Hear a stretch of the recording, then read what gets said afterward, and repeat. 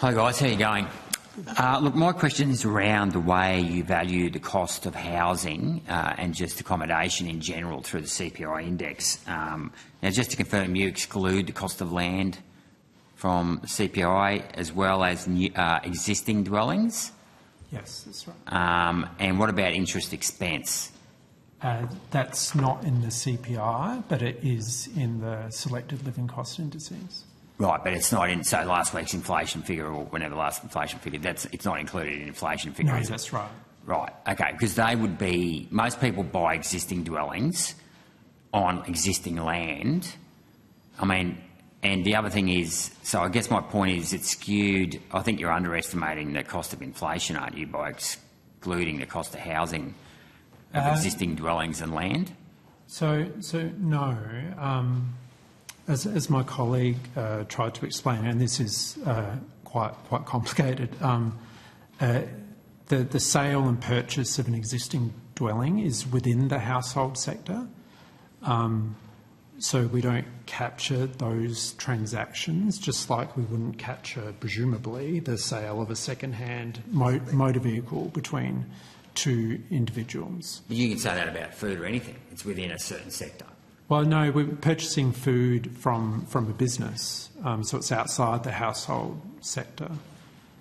So what we capture in the CPI for housing is the cost of building new construction, so the cost of the materials, the cost of labour in constructing the new dwelling.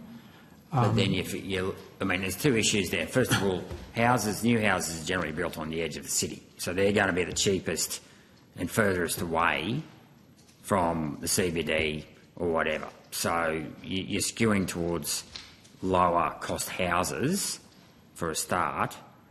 And secondly, it's a big assumption to just assume because you're buying and selling, it's an intergenerational issue as well. So you're not capturing the intergenerational issue by excluding the cost of existing housing, land and interest rates.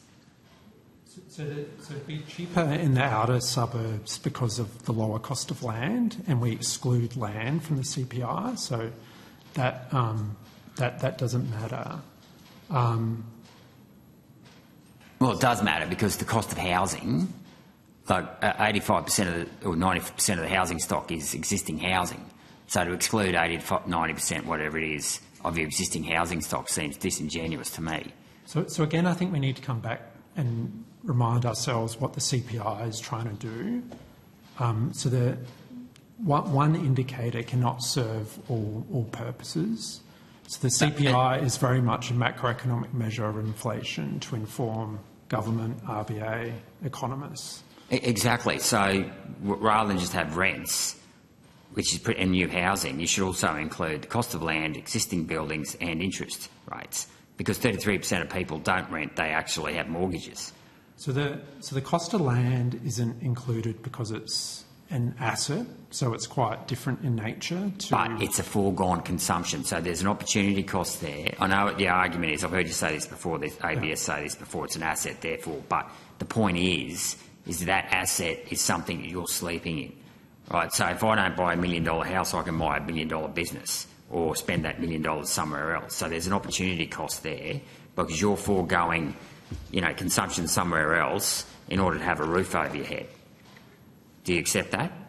So I fully appreciate that when someone goes to buy a house, then they need to purchase the land to go with the house. Yeah. So fully accept that. And it's a form of consumption because you're not using that to produce anything. You're consuming, the fact that you need a place to rest.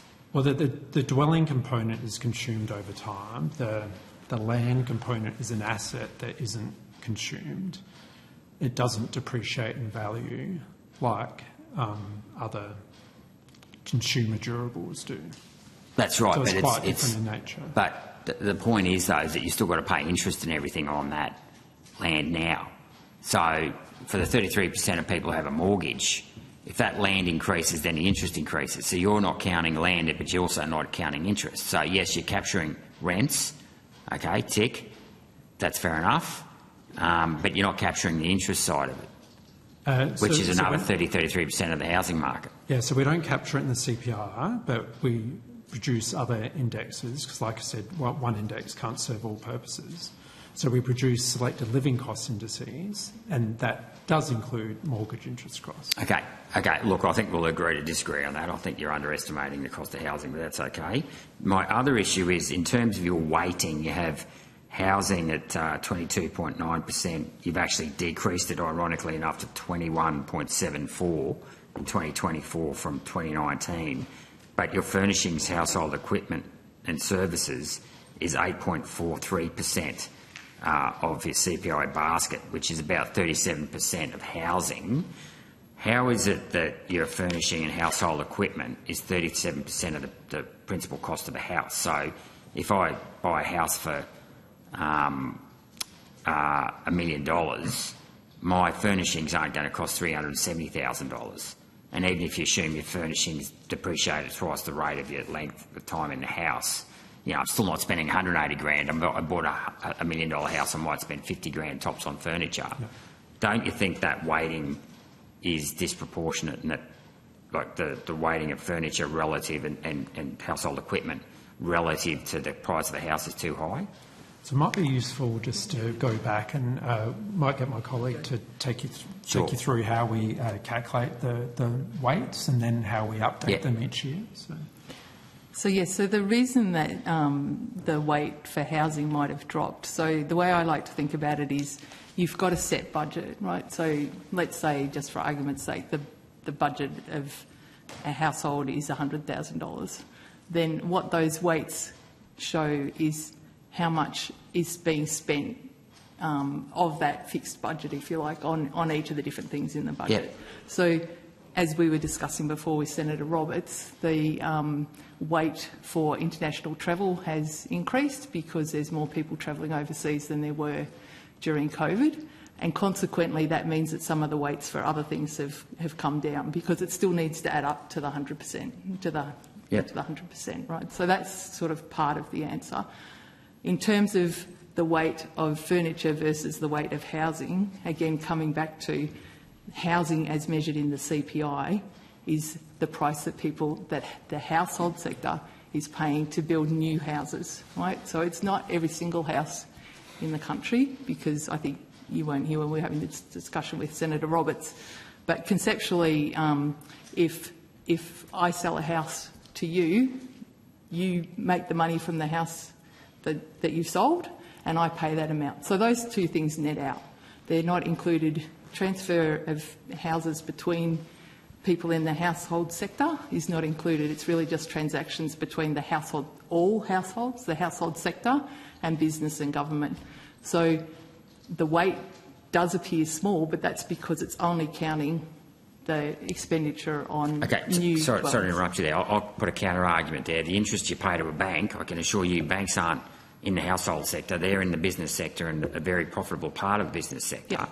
So, yet again, it comes back to, well, if you want to make that argument, consumption on the actual, or housing to housing within the buying and selling of the house. That's not the same for interest, and often the interest ends up costing more than the entire cost of the house over the lifetime. So in the living cost indexes, as we were just discussing, that mortgage interest charges are in the living cost indexes, and they do increase. But not in the CPI. Not in the CPI. But that's the point. If it was in the CPI, you'd see a much higher jump in the CPI over the last 4 years, where the RBA has increased interest rates by 4% over, and then that in itself would then put a brake on the RBA, because what they're doing is pouring fuel on the fire. I mean, this isn't your fault, I realise. This has been a long-standing practice, but it's kind of...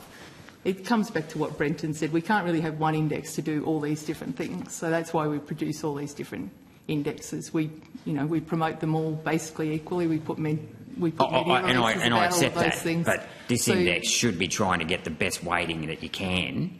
And yet again, and not just the 8%, of household furniture to the 22% for the cost of housing. I'd argue housing cost, you dropped it to 21.74, which I find a bit bizarre, given that rents have gone through the roof in the last few years. But I'd argue that the cost of housing is much more than 21% of many people. The average income earner, the cost of housing would be closer to 40 or 50%. So, Senator, I might just make a couple of quick points. One we don't make judgments on the weights. We're guided by the data. So the Household Expenditure Survey and the National Accounts and household consumption patterns in the National Account. So these aren't judgments, just guided by the data. The other point I'd make, and I'd refer you to an article we published in May of last year. We did an international comparison of CPI, and in that article we included different approaches to measuring housing, and certainly New Zealand measures it in the same approach, and a number of the other countries we refer to exclude mortgage interest costs as well. So I just want to be clear that we're not doing anything unusual by international standards. Indeed, it's very consistent with international standards. And I'm familiar with the international standards, but that doesn't change. That's a relative thing. That's not an absolute. Let's look at the substance of the issue here. Like an average income, let's say it's $100,000 and you pay $25,000 tax, so you're down to $75,000. You've got an average mortgage of, say, $550,000, say $500,000 at 6%. That's $30,000 over an after-tax income of $75,000. That's closer to 40%, just the interest. Or if you were renting, you'd be paying, 50 weeks times 600, quite likely, for an average, rental. That's again 30,000 over, say, 75 net tax. So I'm still arguing you're not paying. You're saying it's 20% or just over 20%. You're assuming rent or interest to be 15,000. I'm saying it's closer to 30 or 40 for an average. Yeah, but again, these aren't assumptions we're making. It's driven by the data we have. Well, I'm questioning the data because I'm giving you real life figures here as well. No, understood. I'm probably being a little bit generous on the average income being 100. It's all households, right? So it's not just mortgage interest payers. So some households don't have a mortgage.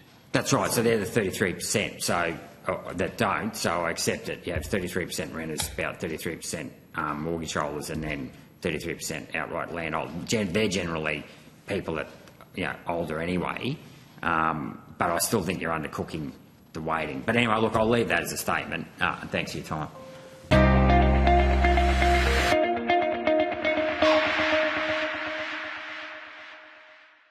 Authorised G. Rennick People First Chermside.